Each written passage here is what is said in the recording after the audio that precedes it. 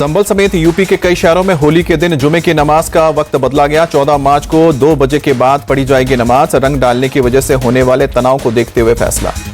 संभल में सीओ अनुज चौधरी की 2 टूक जिनको रंग से ऐतराज है वो होली के दिन भर से घर से बाहर ना निकले। जुमे की नमाज साल में 52 बार होती है लेकिन होली सिर्फ एक बार आती है। संभल के सीओ अनुज चौधरी पर समाजवादी पार्टी का अटैक। अमीक जमई का ट्वीट, इसे बड़ी चापलूसी कोई नहीं कर सकता। बीजेपी को खुश करने के लिए दिया बयान। बीजेपी विधायक रामेश्वर शर्मा ने बिना नाम लिए साधा अबू आजमी पर निशाना, कहा कि जो औरंगजेब की तारीफ करेगा उसे कब्रिस्तान पहुंचा देंगे। औरंगजेब, अकबर, बाबर सबको बताया लुटेरा। विवाद बढ़ने पर आरएसएस नेता भैयाजी जोशी ने दी सफाई, कहा कि मेरे बयान पर लोगों को गलतफहमी हुई है। मुंबई की भाषा मराठी, इस पर कोई सवाल ही नहीं। भैयाजी जोशी के खिलाफ देशद्रोह का मामला दर्ज होना चाहिए। उद्धव ठाकरे ने महाराष्ट्र सरकार से की मांग। भैयाजी जोशी के बयान पर महाविकास अघाड़ी का विरोध प्रदर्शन। उद्धव ठाकरे की अगुवाई में सरकार के खिलाफ नारेबाजी। भैयाजी जोशी पर भड़के शरद गुट के नेता जितेंद्र आहवाड, का कि पहले जाति के नाम पर बांटा, फिर धर्म और अब भाषा के नाम पर। भैयाजी जोशी के बयान को सीएम फडणवीस ने किया खारिज। विधानसभा में बोले, मराठी ही मुंबई और महाराष्ट्र की भाषा है, हम इसका सम्मान और संरक्षण करेंगे।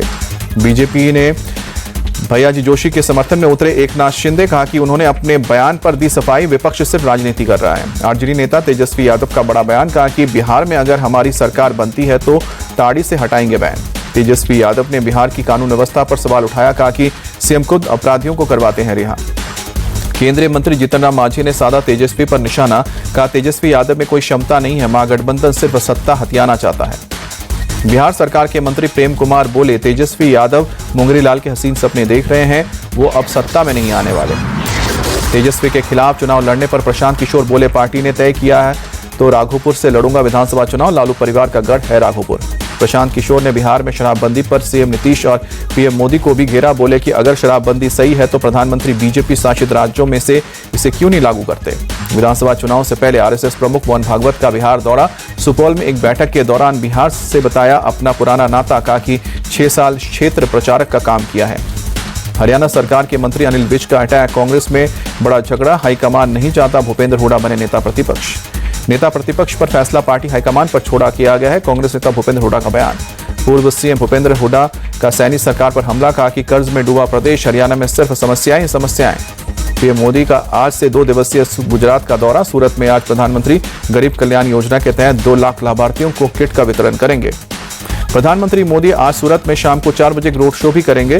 5 बजे एक जनसभा को संबोधित भी करेंगे। पीएम मोदी 8 मार्च को अंतर्राष्ट्रीय महिला दिवस के मौके पर नवसारी का दौरा करेंगे। लखपति दीदी कार्यक्रम में शामिल होंगे। गुजरात के गृह मंत्री हर्ष सांघवी के मुताबिक लखपति दीदी कार्यक्रम में 1.5 लाख से ज्यादा लखपति दीदी करेंगे शिरकत। कार्यक्रम के आयोजन की जिम्मेदारी गुजरात पुलिस की महिला फोर्स को दी गई है। पूर्व पीएम राजीव गांधी के क्वालिफिकेशन पर मणिशंकर अय्यर के बयान पर भड़के अशोक गहलोत, कहा कि ऐसा कोई सिरफिराही हो सकता है।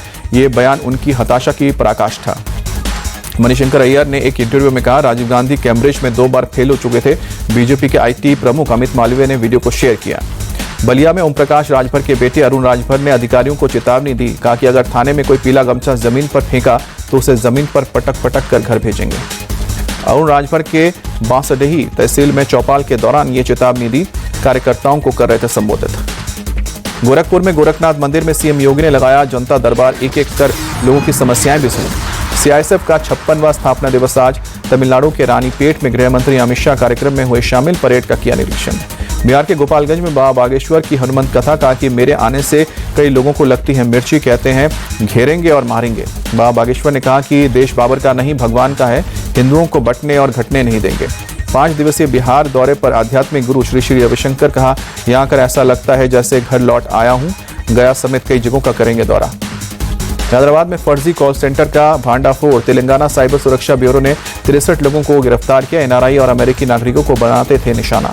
कॉल सेंटर के हर कर्मचारी को एक दिन में 30 कॉल का देते थे टारगेट। जनवरी 2025 से चलाया जा रहा है कॉल सेंटर। रात को 8 बजे से सुबह 4 बजे तक होता था काम। गुजरात के कच्छ में कामधेनु गौ सेवा ट्रस्ट में लगी आग, आसपास के इलाकों में भरा धुआं। आग से काफी नुकसान की आशंका। दमकल की गाड़ियों ने कड़ी मशक्कत के बाद काबू पाया। मध्य प्रदेश के बैतूल जिले में कोयला खदान की छत गिरने से सुपरवाइजर सहित 3 लोगों की मौत। गुरुवार को वेस्टर्न कोलफील्ड्स लिमिटेड की खदान में चेकिंग के दौरान हादसा हुआ। हादसे के वक्त खदान में 20 से ज्यादा लोग मौजूद थे। कुछ मजदूरों के अभी फंसे होने की आशंका। खदान के मुहाने से करीब 300 मीटर अंदर हुआ हादसा। उड़ीसा के पारादीप में नेहरू बंगला फिशिंग हार्बर में भीषण आग लगी। तट पर खड़ी मछली पकड़ने वाली 10 नावें खाक हुई। पारादीप हार्बर पर लगी आग में किसी के हताहत होने की खबर नहीं। आग लगने के कारणों की हो रही है जांच। फायर ब्रिगेड और पुलिस की टीम रेस्क्यू में जुटी। दिल्ली के दरियागंज इलाके में एक बिल्डिंग के बेसमेंट में लगी आग। दमकल की टीम ने आग पर काबू पाया। वक्त रहते लोग बेसमेंट से निकले बाहर। आग लगने की वजहों की जांच जारी। लखनऊ के हजरतगंज इलाके में मल्टी लेवल पार्किंग में भी आग लगी। कई गाड़ियां चपेट में आई।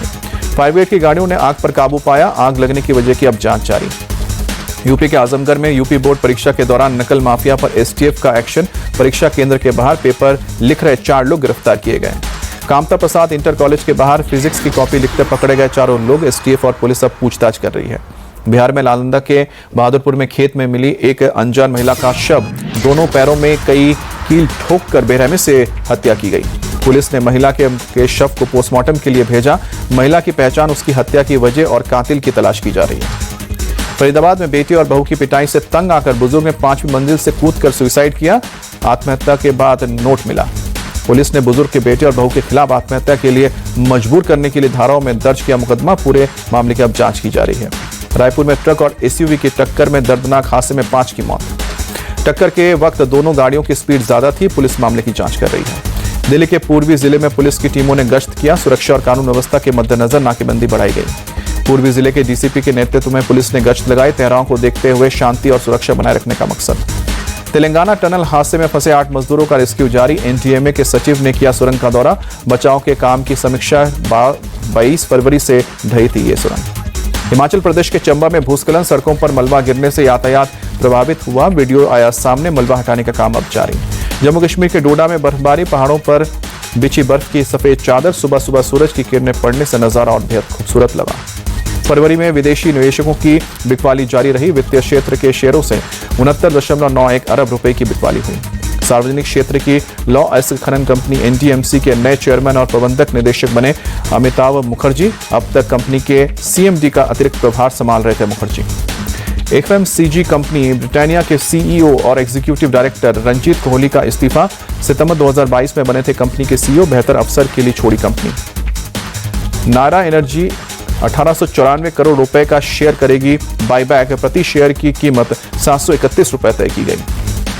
एप्पल ऐप स्टोर में AI generated review summary feature से फीडबैक, ऐप स्टोर और ब्राउजिंग आसान होगी। म्यूचुअल फंड में आधा निवेश सिर्फ 5 प्रमुख शहरों से। मायानगरी मुंबई से अव्वल। अब केस की रिपोर्ट में दावा। म्यूचुअल फंड निवेश का 50% हिस्सा मुंबई, दिल्ली, बेंगलुरु, पुणे और कोलकाता से। अकेले मुंबई की हिस्सेदारी 27.29%। Construction company Larsen and Toubro ने महिला कर्मचारियों को पीरियड लीव देने की घोषणा की। महीने में 1 दिन मिलेगी पीरियड लीव। 5400 से ज्यादा महिला कर्मचारियों को मिलेगा फायदा। भारत के स्टार फुटबॉलर सुनील छेत्री ने वापस लिया अपना रिटायरमेंट। एएफसी एशिया कप 2027 के क्वालिफाइंग राउंड में 25 मार्च को बांग्लादेश के खिलाफ मैदान में उतर सकते हैं। सुनील छेत्री ने 8 महीने पहले किया था संन्यास का ऐलान। इंडियन फुटबॉल टीम ने नेशनल मीडिया के जरिए और सोशल मीडिया एक्स पर दी जानकारी। विमेंस प्रीमियर लीग में मुंबई इंडियंस की चौथी जीत। यूपी वॉरियर्स को 6 विकेट से हराया। पॉइंट्स टेबल पर अब दूसरे नंबर पर पहुंची मुंबई। यूपी वॉरियर्स ने पहले खेलते हुए 151 रनों का दिया था लक्ष्य। मुंबई इंडियंस की टीम ने 19वें ओवर में 4 विकेट खोकर जीता मैच। मुंबई की तरफ से हेली मैथ्यूज ने 68 रनों की पारी खेली। नेट सीवर ब्रंट ने 37 रन बनाए। यूपी वॉरियर्स की तरफ से जॉर्जिया ने 55 रनों की पारी खेली। ग्रेस हैरिस ने 28, कैप्टन दीप्ति शर्मा ने 27 बनाए।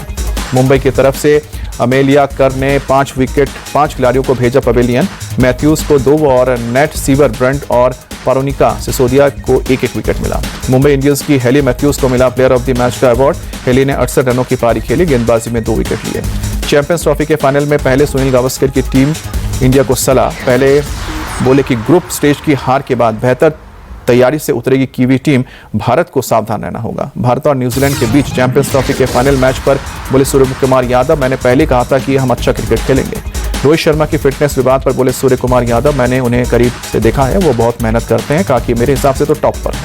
दुबई में टीम इंडिया को खेलने का फायदा हो रहा है। टीम ट्रैवल में कम करना पड़ा है। मोहम्मद शमी ने चैंपियंस ट्रॉफी के फाइनल से पहले दिया बड़ा बयान। चैंपियंस ट्रॉफी में न्यूजीलैंड ने बनाया सबसे बड़ा स्कोर का रिकॉर्ड। न्यूजीलैंड की टीम ने साउथ अफ्रीका के खिलाफ 362 रन बनाए। ऑस्ट्रेलिया के 356 रनों के रिकॉर्ड को तोड़ा। साउथ अफ्रीका के खिलाफ फील्डिंग करने के दौरान चोटिल हुए न्यूजीलैंड के मैट हेनरी। कैप्टन सेनेटर ने बोले कि चोट पर अब डेट के लिए थोड़ा इंतजार करना होगा। हमारी नजर फाइनल जीतने पर है। फिल्म अभिनेत्री माधुरी दीक्षित पहुंची राजस्थान। जयपुर में होने वाले आईफा अवार्ड्स में शिरकत करेंगी।